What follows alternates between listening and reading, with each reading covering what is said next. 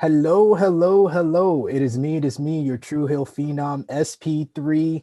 I am here with an exclusive interview for Talk Wrestling on TalkSport, as well as the True Hill Heat YouTube channel. A very, very special guest. We have former WWE and WCW superstar, tag team champion in both promotions, the one, the only, Chuck Palumbo. Thank you so much for joining me, sir.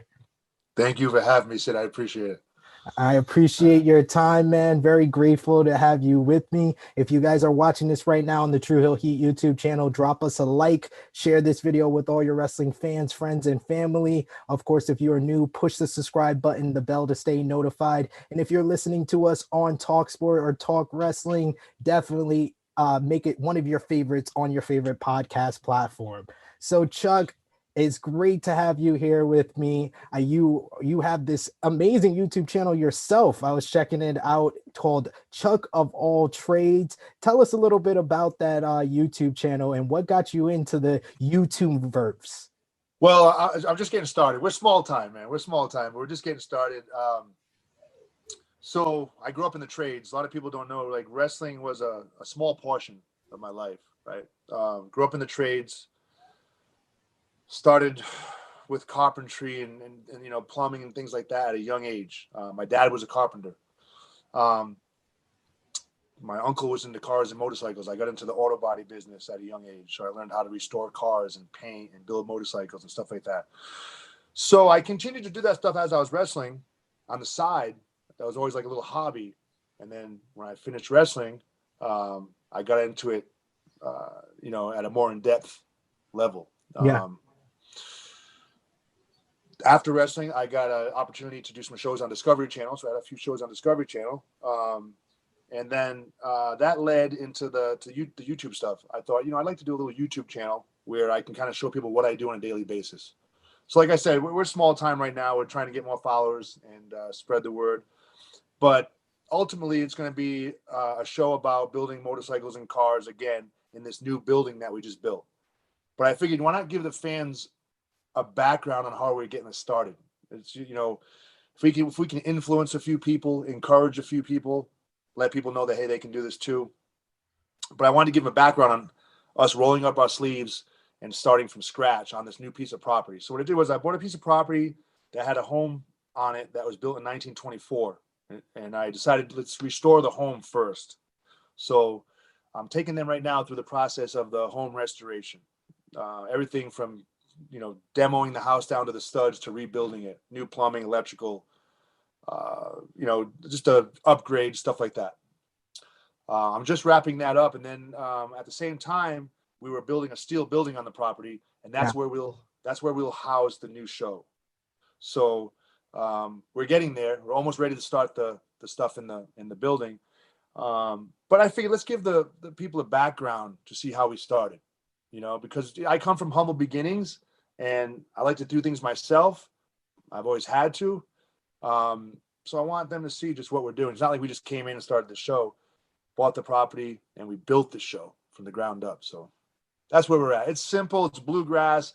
There's not a lot of pretty editing involved or audio, but it's real, and it's what I do. So It's definitely a DIY type of mentality that you got with it, and you're doing sure. great work there. And you talked about kind of your humble beginnings. You're from the East Coast. I am also from the East Coast, New York area. Okay. One of my best friends is actually from Providence, Rhode Island, like your upbringing. So I am Yeah. familiar with that area. So how was it like growing up in on the East Coast in Providence? And I've seen a couple of your interviews in the past. You're still close with your friends there. How Yeah. difficult was it like keeping that connection with like the people that you were grown up with being a wrestler, traveling all around, and everything you're doing now? Yeah. That's a good question. And there's a lot of answers that go into that question. Firstly, my grandparents, great grandparents migrated from Italy to South Bronx. Oh wow! I So actually some live of in the them, South Bronx now.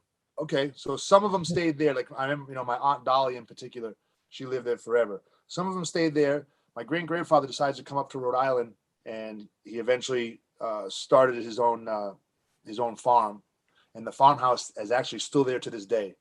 my dad being a carpenter, he remodeled it a few times. But anyway, so humble beginnings, blue collar people, but hardworking people. And as you know, growing up in New York or being around New York, people working, tough people, right? Yeah. A lot of trades, a lot of people from the trades, just a lot of blue collar people, but a lot of good people.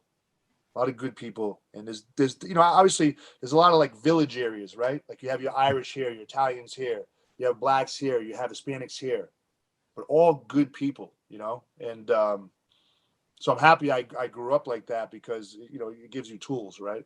It gives you tools and beliefs. But yeah, so a little bit about Providence. I was born in Providence. My grandparents on my mom's side lived in Providence, but we eventually made it to a couple suburbs outside of Providence, very similar.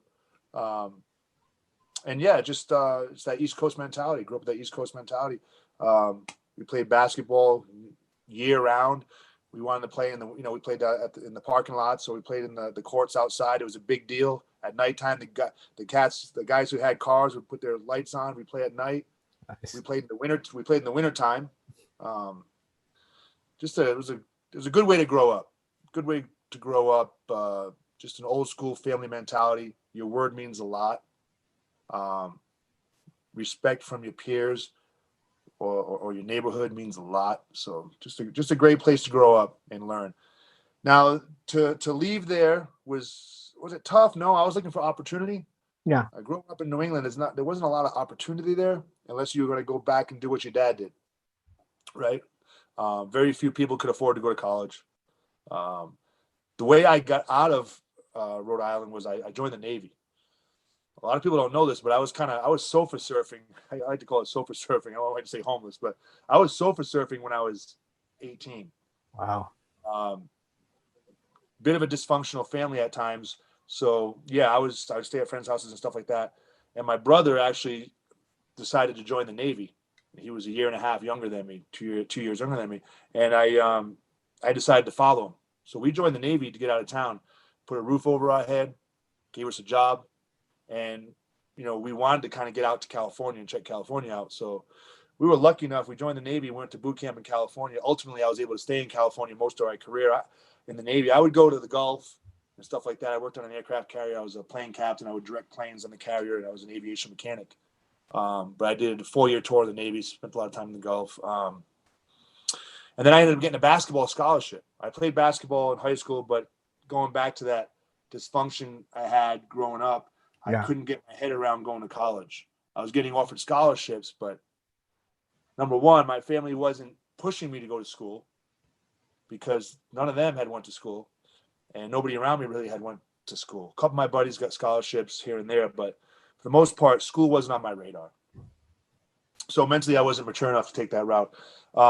So I joined the Navy, but in the Navy, as I started to get a little, I don't want to be like a recruiting video, but I started to learn a little bit about responsibility, right? Yeah. I started self-organized a little bit, disciplined, and I started playing basketball in the Navy. I ended up getting a basketball scholarship out of the Navy. I was I want to say I was a 24 or 25-year-old freshman. Wow. I ended up getting a basketball scholarship out of the Navy. I went back to Rhode Island to a school called Community College of Rhode Island, who had some great athletes that had come out of there. I got my grades up because the issue I was having was I didn't have the grades to go back to school D1 or D2. So I went back to JC for a year, had a great year, got my grades up, and then I ended up taking a scholarship to Central Missouri State, the D2 school just south of Kansas City. Now it's called University of Central Missouri, and went there on a scholarship.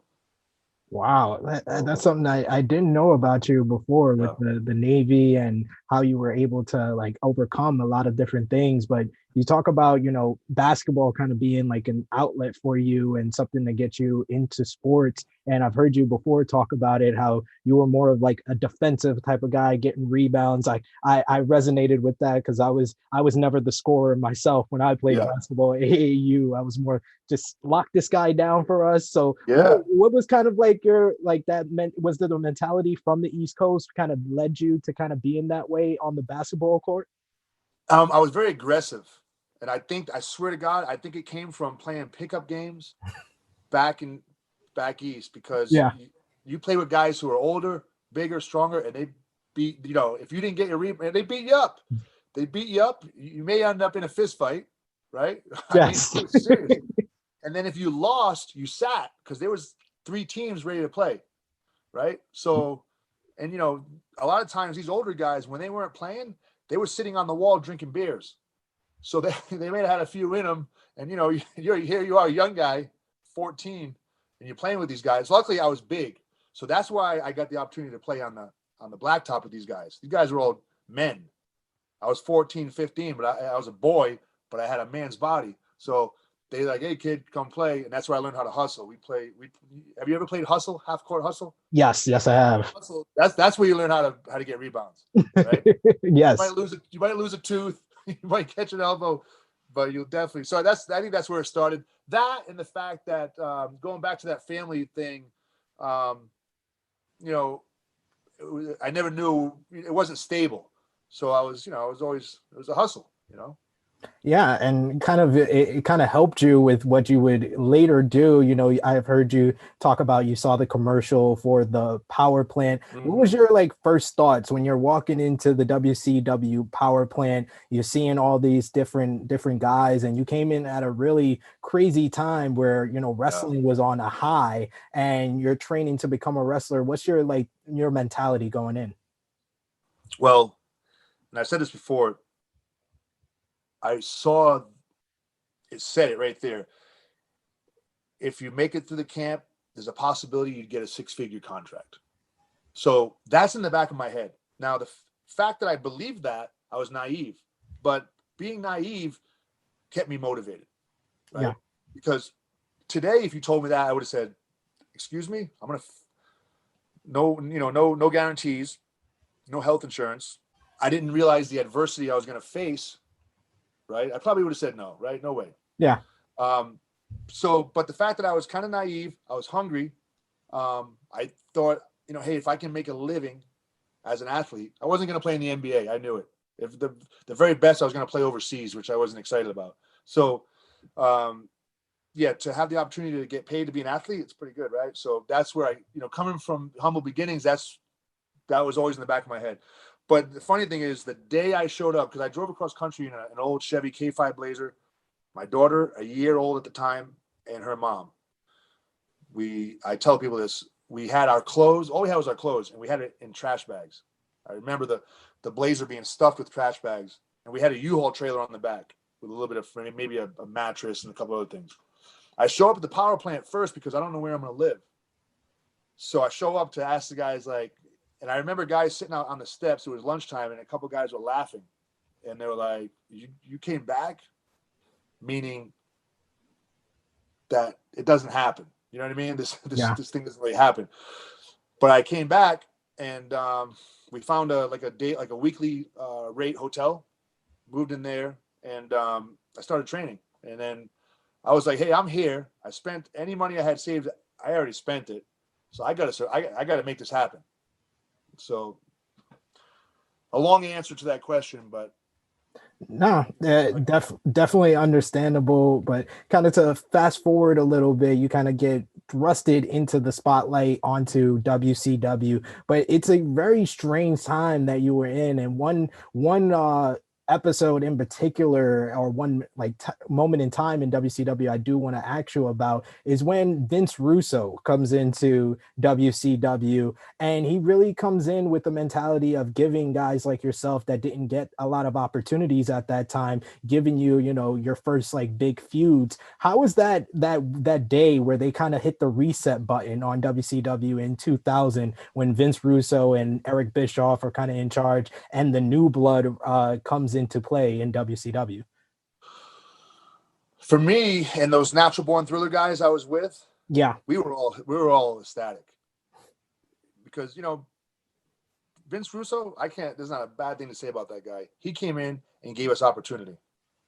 So, and same with Eric. They gave us opportunity. They believed in us, and it was a fantastic time for us. It was like, finally, Now, did some of the senior guys feel the same way? Probably not. Do I understand where they're coming from? Yeah, because they got their position and they're starting to think, oh, what's going to happen to me? I get that. but it was a time to at least try it and give these kids an opportunity. Fortunately, there was, and I tell people this all the time, there was certain talents that were over at the time, bigger names, the Steiners, the Jeff Jarrett's, the Kurt Hennings, the Kevin Nashes, the Pages. There was a good handful of guys that were willing to work with us and saw that, and that was great. So to WCW on a whole was a fantastic time for me.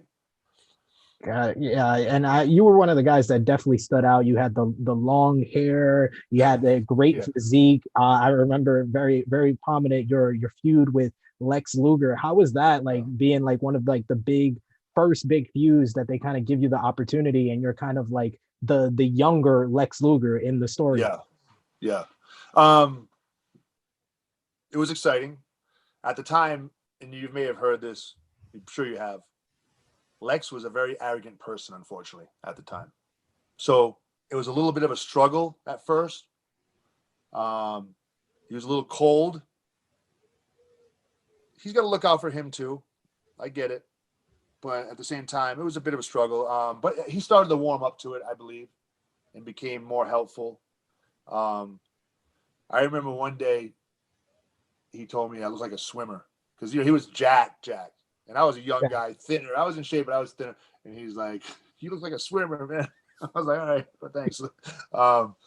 Because he was, very arrogant. He'd walk around, But I've heard he's turned it around.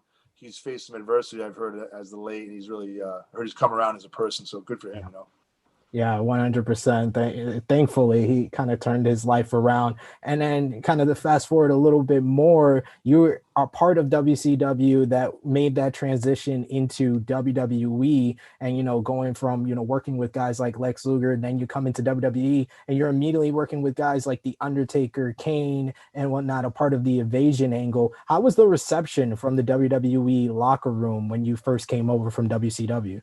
It wasn't good. I mean, naturally, understandably, here's this other company. We're not invading them, right? Yeah.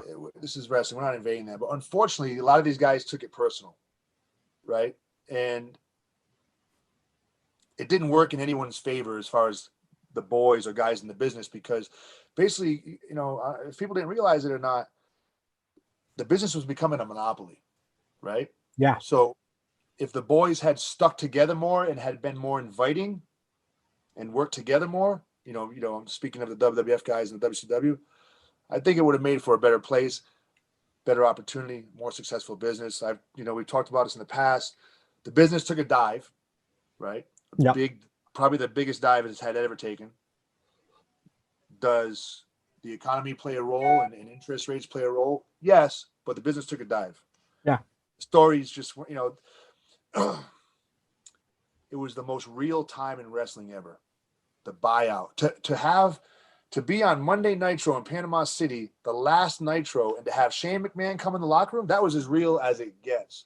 That could have been capitalized on to a degree, right? Because think about like when Scott Hall and Kev and those guys started doing like kind of like real things.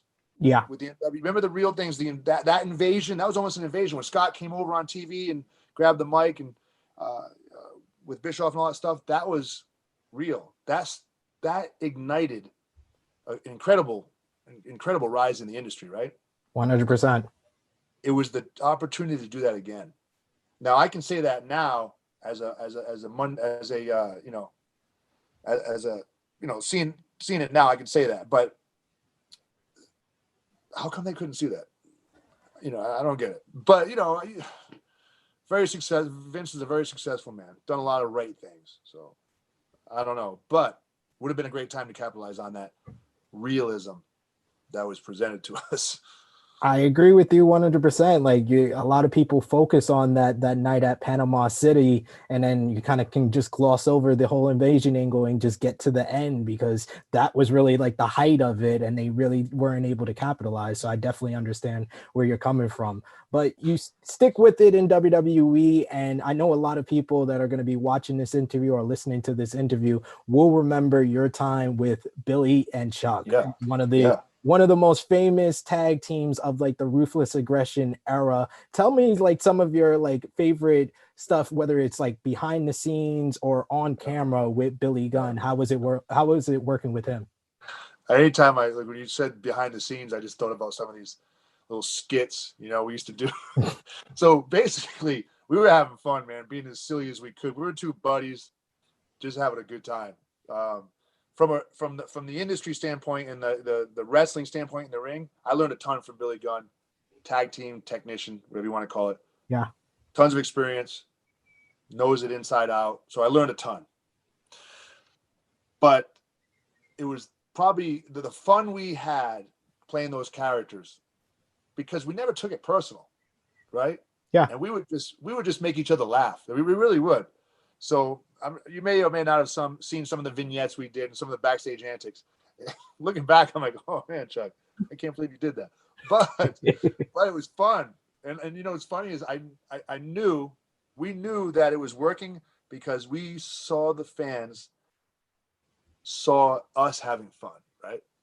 And whenever you see people genuinely having fun playing their characters, it translates, it resonates, and it was working. I remember kids dressing up like us, coming to the shows in robes and headbands with their hair bleached, having fun. Now, I've told people these stories. Like, I've had guys go, "Oh, what are you doing playing that character? And why are you doing that?" And I'm like, "All right, I'm not gay, but what does it matter? There's nothing wrong with those people who are. It's get over it, because it's we're in a different world." True. Right now, well, I'll just say this: we were ahead of our time, right? Think about that. To have that angle, what was it, 02? Yeah. 2002. Yeah, Yeah. So to have that angle then, that was cutting edge. it was. We're ahead of our time. Think about all the talk now in the world that we've all grown, and now we understand. There's different people, there's different genders. There's a lot of talk about that stuff now. A lot of gender topic talk. So, hey, we were in it from the get-go. But it was fun. We had a blast. We wrestled. We didn't do anything crazy. Most of just the characters, the way we walked to the ring, the antics, the playing off each other, the interacting with the different divas, the hairs. I mean, think about it. These two flamboyant guys and a stylist. Yes. And it just worked. A lot of fun, and probably easiest money I ever made. So two other things I want to ask about with that time with Billy and Chuck. Of course, we got to talk about the famous wedding. How was that like kind of getting thrust into like the mainstream and hyping that wedding up? And then also the theme song. I think that's probably the most remembered, one of the most remembered theme songs of that era of professional wrestling. I know wrestlers like Xavier Woods has called it his favorite of all time. So what was your reaction to that theme music, and then everything that the mainstream kind of brought to you with the wedding? So the theme music, when I heard it for the first time, I was like, "Oh, that's perfect." I laughed. I was like, "Oh, this is perfect." I said, I'm gonna grab this and run with this, right? Being tossed into the mainstream, I remember particularly this little story. We did like a media tour in New York one day. I want to say we hit like E! Entertainment, Hollywood, maybe Howard Stern show, and then we did the Today Show with Katie Cart and Matt Lauer. Yeah, Howard was great. I do remember particularly meeting Katie and Matt. Super cool. I believe Matt at one time had worked for WWF years ago, but Katie was super sweet. And I remember before we had started, she said, "Hey, I just want to let you guys know that people are sending gifts to the studios, like wedding gifts, like silver platters and fork and spoon sets and silver like table decor." And we're like, "Oh man, this is working." So I found that just like, wow, this is crazy. I think the first team to ever, first wrestlers to ever be in Time magazine. Yeah. I want to say we're like maybe in the front page of the Post or the Times. I can't remember. I definitely remember the New York Post here. Like, Okay. you guys were on the cover there, because I was a huge wrestling fan at that time, and that was like one of my big moments. Telling my mom, like, "That's Billy and Chuck."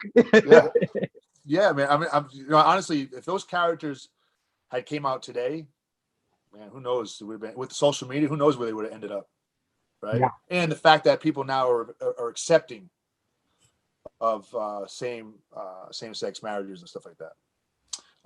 But successful, a lot of fun, and again, some people kind of like, oh, why are you doing that? Here's an issue that some wrestlers have. They end up living their gimmick or believing them, kind of believing in it maybe a little too much at times. Yeah. And you got to be able to separate that. We're doing our jobs. We're told to do that. We're asked to do that. I'm going to do it to the best of my ability. So And you did. no regrets in a fantastic time. 100. You definitely did that. So to kind of wrap this interview up, I know you had a couple of different runs after that. You had the biker gimmick. You were a part of the FBI. But I want to just commend you for transitioning from out of professional wrestling and everything that you've done now. You've been on reality TV, like we talked about earlier with your YouTube channel. So I commend you for all of that. But looking at the wrestling world nowadays, what do you see as like the biggest difference, with WWE being the biggest promotion that it was when you were there, but now you have competition like AEW, the power of social media, like we touched on earlier. What's your thoughts on the current wrestling scene? Okay. Number one, social media. Now the talent has a voice, their own voice, and the fans support them. CM Punk was one of the first guys to get that. He used the internet and got the fan support from the internet and developed a voice. And the fans have a voice now too. Yeah. So there's a big influence with that. So I'm so happy for the guys because wrestlers are the hardest working guys in the world. And, they take chances. They work super hard. They sacrifice. I'm just super happy that they have that voice now. And I'm super happy the fans have the voice because they can tell these companies, they can dictate, hey, this is what we want. So yeah, super, super happy with that. Right now, I don't know what's going on. Like, so I get the feeds on Instagram and stuff, and I see, I guess they're releasing a lot of people. Yeah. And stuff like that. And there's rumors about maybe they're going to sell the company. I don't know how true this all is. I don't get involved in any of that. I do feel for the people who are being released. How much is it work? How much is not? I don't know. But if people are truly being released, I feel for them. I've been there. But I want all them to know that they'll overcome it. They're all super talented and they'll move on. And with the help of social media, they can accomplish that, right? And the internet. There's different platforms now. WWE was a platform. But now all these different social media outlets are a platform, but there's also places to start your own platforms now. So it's, YouTube and there's so many opportunities. They're all super talented. And I'm just glad that now there's options because when I was there, unless you knew if you had something else, I was very fortunate. I was in the trades and I knew had another skill set. But if I hadn't, because a lot of these guys start when they're young, the Randy Ortons and some of these other guys, they started, what are they going to do? Yeah. Right. So I'm just glad they have a place to go now. And then AEW, it seems like they're really coming around. They got some, from what I'm hearing, I don't really communicate with any of those guys, but I know they got good people in there. I heard them making good choices. I heard the wrestlers have a voice there. And I heard they're treated very well. I don't know the facts, but I'm very happy for them. And I wish them, continued success for sure. 100%. Thank you so much for your time, Chuck. Like I said, you very much commend you for your ability to kind of transition out of wrestling and still find different platforms to express yourself. So if there is anything you would like to say to any of the fans watching this interview, listening to this interview, please let them know now, and please let them know where they can find you on social media and of course your YouTube channel. All right. So my YouTube channel is Chuck of All Trades. Please come check it out. Subscribe. It really helps us, and it's free to subscribe. My only social media platform right now is Instagram. So please come check me out and follow me there.